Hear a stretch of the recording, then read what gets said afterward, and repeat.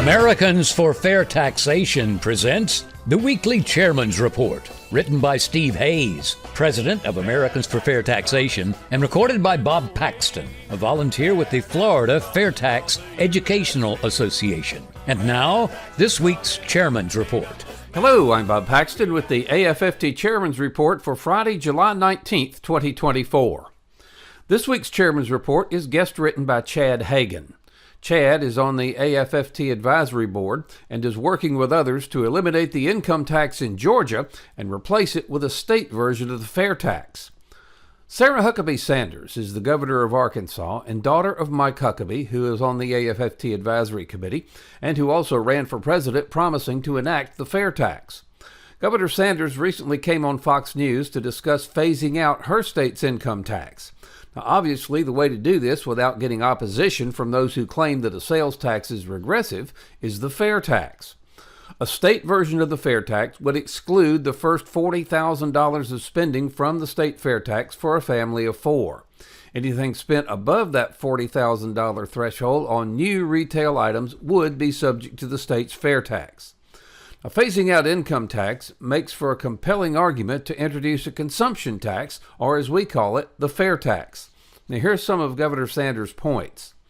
She entered office promising to responsibly phase out the state income tax. That's why I've already worked with our legislature to cut taxes twice during my first years in office, returning more than $300 million to taxpayers. 1.1 million Arkansans will benefit from these tax cuts, the majority of taxpayers in our state. Arkansas's economy is at a crossroads. On the one hand, thanks to our pro-growth policies, more Arkansans are working than ever before.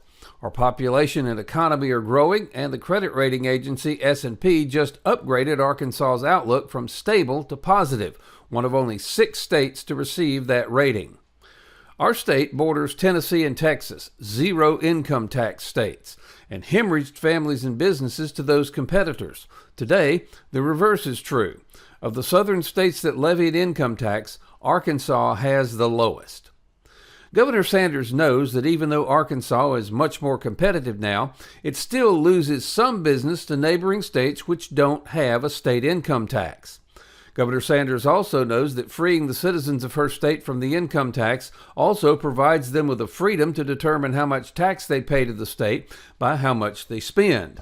This goes a long way toward making Arkansas residents free citizens and not subjects made to pay the state income tax based on what they earn and being punished if they earn even more. In conclusion, Governor Sanders knows that our governors are waking up to the damage caused by state-level income taxes. In 2023, 14 states reduced state income tax rates. In 2024, 17 more states are reducing individual and/or corporate income tax rates.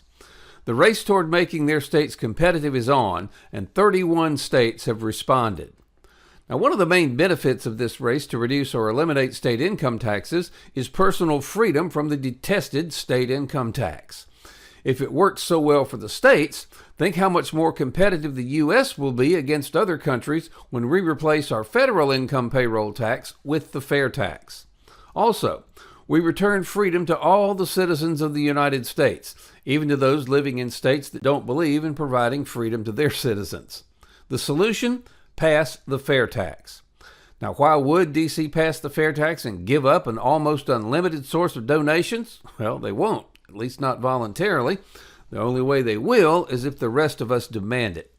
Isn't it time to end this ludicrous tax collection system and the IRS along with it? Now, there's going to be a vote on the FAIRtax in the House of Representatives. We now have the opportunity to force all members of the House to show where they stand. They can vote for the present income payroll tax system, or they can vote for the FAIRtax.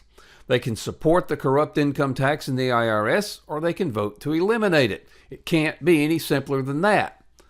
They can hide the true cost of their government, or they can pass the FAIRtax and show everyone the true cost of government on every retail receipt. And finally, they can support the largest transfer of power from the government to the people, the FAIRtax, or they can vote against it. Now, if members think the FAIRtax needs to be amended to address a problem, they can propose the change.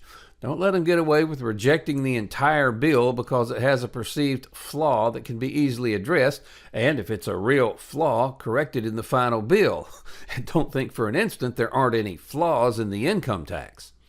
Help bring about real tax reform and stop future IRS abuses.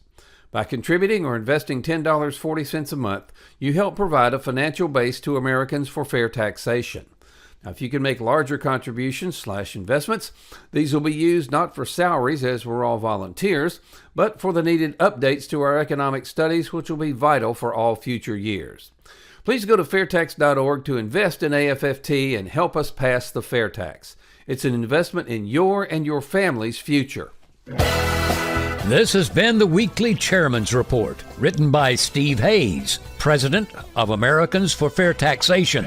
Check back every week for news and information about the fair tax and learn why the fair tax should replace our antiquated federal income tax system. If you'd like to receive a copy of the Chairman's Report in your inbox every week, sign up at FAIRtax.org.